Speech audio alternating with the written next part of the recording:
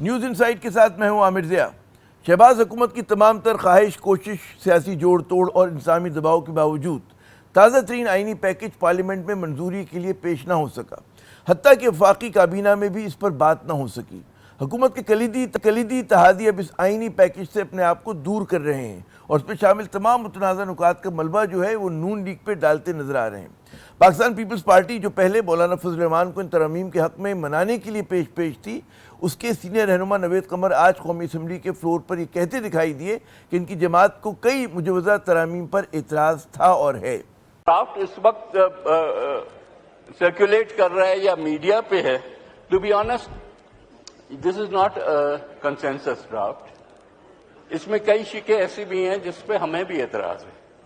تو ویسے تو جناب بلاول بھٹو زرداری صاحب نے اپنے وفد کے ساتھ آج بھی مولانا سے ملاقات کی، لیکن جن تحفظات کا اظہار نوید قمر صاحب نے کھلم کھلا کیا، اسی قسم کے اعتراضات جو ایم کیو ایم نے زیر لب کیے، جن میں فوجی عدالتوں کے قیام پر اعتراض جو تھا وہ سر فہرست تھا۔ یہ میں بتا رہا ہوں ذرائع کے مطابق۔ اچھا، نون لیگ کے چھوٹے اتحادی جیسے بلوچستان کی نیشنل پارٹی بھی بظاہر جو ہے بحالت مجبوری ان ترامیم کی حمایت پر تیار ہوئی، لیکن اس نے کئی تحفظات کا اظہار بھی کیا اور یہ شرط بھی عائد کی کہ جی بلوچستان میں دہشت گردی کے خلاف لڑائی میں پاک فوج کے اختیارات میں جو اضافہ جو ہے وہ اس کو قبول نہیں ہوگا۔ تحریک انصاف تو خیر سے مستند قسم کی حزب اختلاف ہے، لیکن اس لمحے کے اصل ہیرو جو ہیں وہ بظاہر مولانا فضل الرحمان صاحب ہیں، جن کی ایک نا جو ہے حکومت پر گرز بن کر گری ہے۔ میڈیا سے ہم نے پوچھا ہے، ان کے فون ہمیں آ رہے ہیں کہ جی کوئی کاپی آپ کے پاس، میں نے کہا آپ کو کاپی نہیں دی گئی اور آپ نشر کر رہے ہیں اس کو، کہتے ہیں ہمیں کاپی بھی نہیں مل رہی۔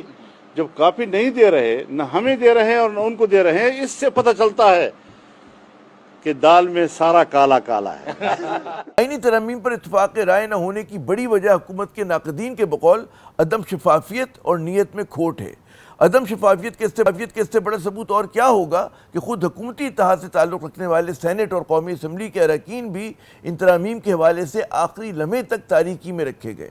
حکومتی اتحاد سے تعلق رکھنے والے اراکین کو حکم دیا گیا کہ وہ ہر حالت میں اسلام آباد میں موجود رہیں، جس پر بہت سے اراکین جو تھے وہ ناراض ہمیں دکھائی دیے۔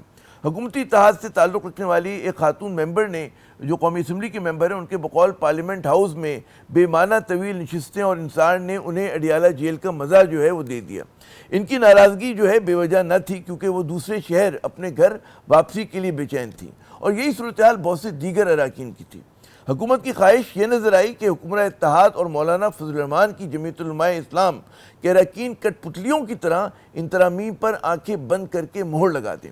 ظاہر ہے کہ جب حکمراں اتحاد کے اراکین کی اکثریت کے لیے یہ ترامیم جو ہے پردہ راز میں تھیں، تو حزب اختلاف کو ان کا علم کیسے ہوتا؟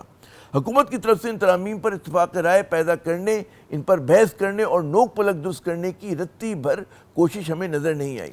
تاثر یہ دیا جاتا رہا کہ یہ ترامیم بس نازل ہوں گی اور اراکین فرض سمجھ کر ان پر انگوٹھا لگا دیں، لیکن مولانا صاحب نے اپنی سینٹ کی فقط 5 اور قومی اسمبلی کی 8 نشستوں کے ساتھ جو ہے کھیل پلٹا دیا، کہنے والے کہ جی اس میں متحدہ قومی موومنٹ پاکستان کے لیے سبق ہے، جس کی قومی اسمبلی میں 22 اور سینٹ میں 3 نشستیں ہیں۔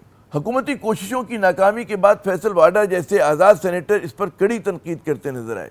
ان کا کہنا تھا کہ جی نااہلوں اور نکموں سے یہی امید کی جا سکتی ہے۔ نااہل اور نکموں سے آپ یہی ایکسپیکٹ کر سکتے ہیں۔ ان متنازع آئینی ترامیم پر صرف حزب اختلاف ہی برہم نہیں، بلکہ وکلا برادری سے بھی تعلق رکھنے والے بہت سے جو بااثر آوازیں اس پر تنقید کرتی دکھائی دے رہی ہیں۔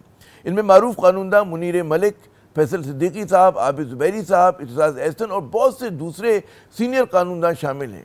ایک طرف بعض وکلا 19 ستمبر سے تحریک چلانے کا اعلان کر چکے ہیں، تو دوسری جانب ہم دیکھتے ہیں کہ ان مجوزہ ترامیم کو سپریم کورٹ میں چیلنج بھی کر دیا گیا ہے۔ ہم وکلا کی لاشوں پر سے گزر کے جانا پڑے گا فیڈرل کانسٹیٹیوشن کورٹ بنانے کے لیے، اس سپریم کورٹ کو کوئی نقصان ہم ہونے نہیں دیں گے۔ سابق وزیر اعظم عمران خان نے اڈیالہ جیل میں صحافیوں سے گفتگو کے دوران کہا کہ جی آئینی عدالت کا قیام اس لیے عمل میں لایا جا رہا ہے کیونکہ یہ سپریم کورٹ سے ڈرے ہوئے ہیں۔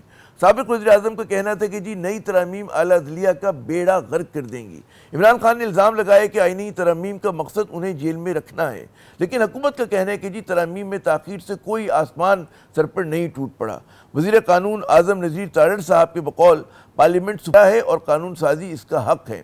ان کے بقول آئینی ترامیم میں کوئی نئی بات نہیں، یہ میثاق جمہوریت کا حصہ ہیں۔ قانون ساز پارلیمان جو ہے یہ اس کا اختیار ہے کہ وہ آئینی ڈھانچے کے اندر رہتے ہوئے جو مناسب قانون سازی کرے वो कानून साजी उसका इख्तियार है। नवाब अख्तर मेंगल ने एक्स की एक पोस्ट में कहा कि हमें ये बताए बगैर कि बिल में क्या था, इसके हक में हमें वोट देने पर मजबूर किया जा रहा था। इनका कहना था कि अब जब बिल सामने आ गया तो समझ आए कि इसे क्यों इतनी सख्ती से छुपाया गया। अख्तर मेंगल साहब का ये भी कहना था कि जी मुझे खुशी है कि मैंने इस्तीफ़ा दे दिया, आपने आइन को दफन कर दिया, लेकिन आज आपकी सियासत जो है बकौल अख्तर मेंगल साहब के दफन हो गई है। और सिर्फ हिज़्ब इख्तिलाफ नहीं बल्कि वकला बरादरी और हत्ता कि सिविल सोसाइटी भी इन तरामीम पर हमें तनकीद करती नज़र आ रही हैं। नाक़दीन का कहना है कि जी शहबाज शरीफ का दौरे अव्वल हो या दोयम, इसमें कानून साजी का सारा जोर जो है वह शख्सी ख़ानदानी फ़ायदे या महदूद सियासी अहदाफ के असूल पर रहा है। बिलाशुबा इन आइनी तरामीम ने पाकिस्तानी सियासत में एक नई पेचीदगी पैदा कर दी है। आखिर वकला बरादरी को इस पर क्या एतराज़ है?